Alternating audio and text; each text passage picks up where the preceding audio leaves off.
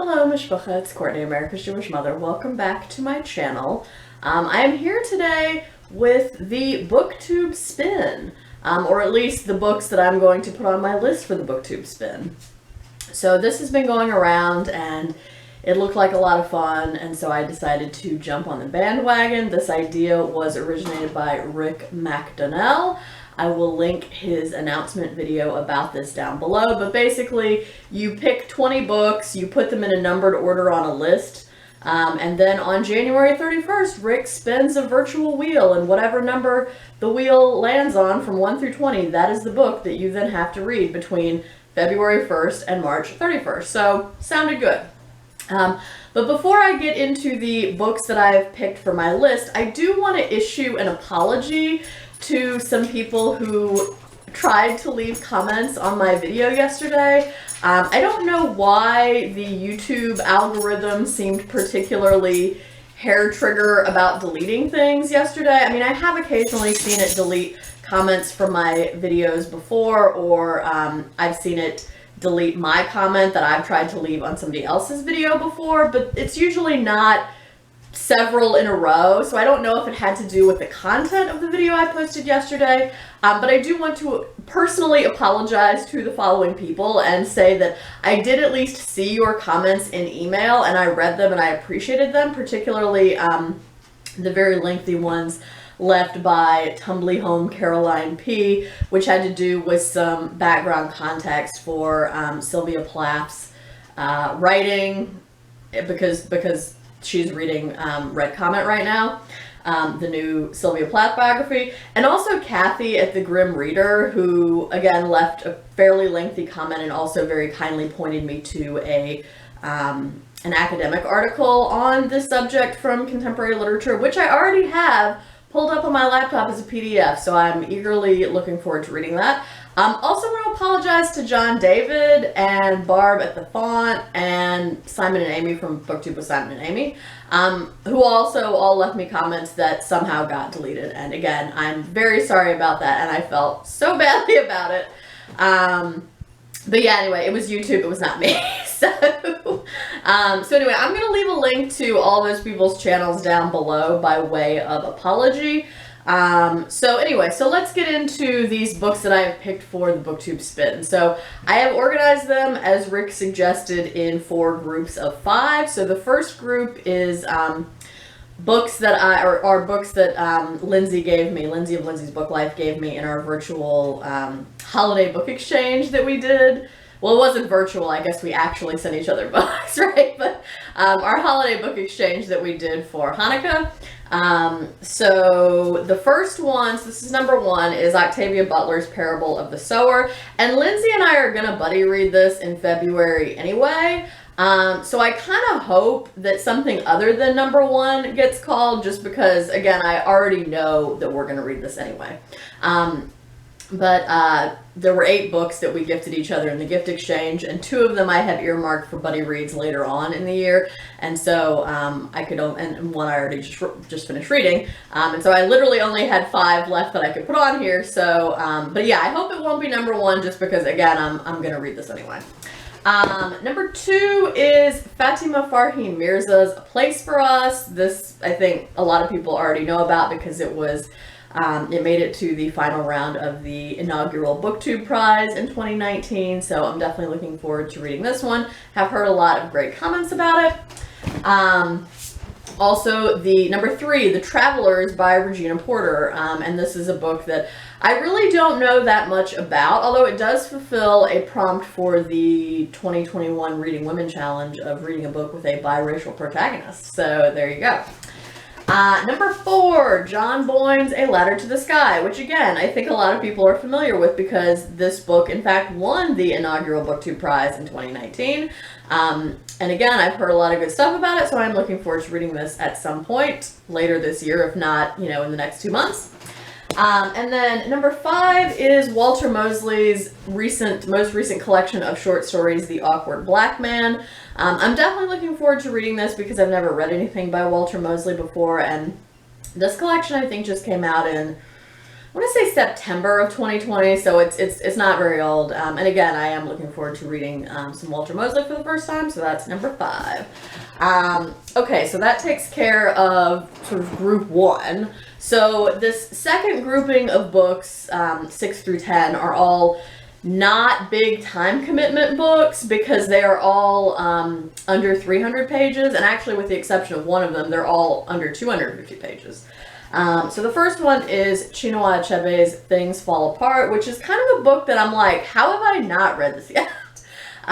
So again, this is going to be on my TBR at some point. Actually, all of these books that I'm mentioning are on my TBR at some point later this year if they don't get called for this BookTube Spin thing. So you will see me reading this at some point this year, hopefully. So yeah, definitely looking forward to reading this classic of African literature. Number 7 is Kingsley Amos's Lucky Gem. I hauled this last summer, I think, and it is a campus novel, and I've heard good stuff about it, and I've enjoyed novels that I've read in the campus novel genre before, so I'm looking forward to getting to this.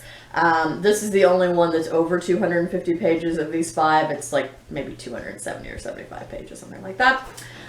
Number 8 is Leonard Mlodinow's The Drunkard's Walk, How Randomness Rules Our Lives.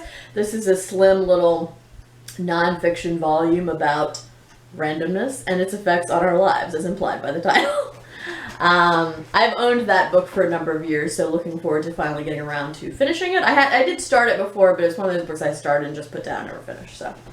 Number 9 is V.S. Naipaul's The Middle Passage, The Caribbean Revisited. This is also a fairly slim nonfiction book. I've never read anything by V.S. Naipaul before, but I think Naipaul is well known for travel writing, and this falls into that genre, so I'm looking forward to reading it again at some point this year, if not in the next 2 months. And number 10 is Feminism, the Family, and the Politics of the Closet by Cheshire, Calhoun. And this is actually a book that I bought for a course that I took as an undergraduate, and we might have read some part of it, but we definitely didn't read the whole thing, or at least I definitely didn't read the whole thing. And again, it's a fairly slim little academic volume, clocks in at about 160 pages. So yeah, looking forward to reading this at some point. So, alright, I'm running out of space to stack these books. Hopefully they're not blocking the camera or anything. Okay, so books 11 through 15 are all Jewish books. We all know I have a lot of those. So number 11 is Pirkei Avot, Chapters of the Fathers. So this is actually a Jewish religious text. It's from the Talmud. And yeah, so this is a book that even though it is a slim volume, it's not much more than 100 pages. I am a little intimidated by it just because it involves more complex thinking, and it is a book that it's not like a novel where you can just sit and you know, read through it at a fairly rapid pace or anything like that, right? Because if you open the book, which by the way, this is written in Hebrew, so it's, you know, written from right to left, and the book opens from right to left. So pages look like this. So on the one side it has in the Hebrew, and then on the other side it has the translation. So like literally the first lines of this are, Moshe received the Torah from Sinai and handed it down to Yehoshua, Yehoshua to the elders to the prophets handed it down to the men of the great assembly. The latter said 3 things: be cautious in judgment, raise up many disciples, and make offense for the law. And then after every passage, you get this lengthy commentary on it. And it's pretty much like that on every page. You get, you know, a couple, like one verse, or, you know, maybe a couple of verses of the actual original passage from Ethics of the Fathers. And then you get all this lengthy commentary on it from the rabbis. So again, it's not a book you can just kind of sit down and speed read through. But I would like to read this. A very important Jewish religious text. So that's number 11. Number 12 is, I'm going to get this name wrong, just FYI, Tadeusz Borowski's This Way for the Gas, Ladies and Gentlemen. This is a collection of stories about the concentration camp. I'm not actually sure if this is intended to be fictionalized. It does say fiction on it. So I guess they're fictionalized stories about time spent in Auschwitz, but I do believe Tadeusz Borowski, yeah, however you say his name, I'm sorry, I'm butchering it. He was in Auschwitz, so I assume this is a fictionalized account of his experiences in Auschwitz. Again, it's a fairly slim volume, but hefty subject matter, so probably not going to be speed reading my way through that. Number 13 is Michael Chabon's The Yiddish Policemen's Union. I read one other book by Michael Chabon, which is The Amazing Adventures of Cavalier and Clay. I read that for my comprehensive exams in graduate school. Thought it was good. I own two other, besides this, I own one other Michael Chabon book, so I'd like to read at least one of these this year. And this one's a little on the longer side. It's, let's see. Yeah, it's over 400 pages. So, yeah, if this gets called, it'll be sort of a project book. So that's number 13. Number 14 is Gary Shteyngart's Absurdistan, a novel. I don't really know that much about this except it's supposed to be satirical and funny. So, yay for some sort of light reading. And then number 15 is A Spiritual Life, A Jewish Feminist Journey by Merle Feld. Kind of hope this one doesn't get called just because I was flipping through the book last night and it doesn't, it looks sort of boring. It's seems like a collection of vignettes and poetry, and I don't know, if it's her own poetry that she wrote that was published by SUNY Press, it's probably not that good. So anyway, but again, I know I'm judgy, but I'll reserve judgment on it if it gets called. I'll try to go into it with an open mind. But yeah, I've owned this book for a really long time. It was a gift. I really need to read it. So that's number 15. And then my last set of books, numbers 16 through 20, are all nonfiction. So that is the uniting theme of those. So number 16 is The Short American Century, A Postmortem by Andrew J. Basevich. I'm going to go with Basevich. So this has to do with pragmatism, basically, my philosophical theoretical jam, so boom, obviously I would read this. 17 and 18 are both books that were on my TBR at least once or twice in 2020 that I still didn't manage to get to, so again, definitely going to read them this year. One is The Mythical Man Month by Frederick P. Brooks Jr. Again, this copy was personally gifted to me by Fred Brooks himself. And he signed it. If you can see that. It says, for Courtney Fairder with appreciation, Fred Brooks, 2009. So, yeah, I've owned this for 12 years. Need to read it. Number 18 is Matthew Festenstein's Pragmatism and Political Theory from Dewey to Rorty.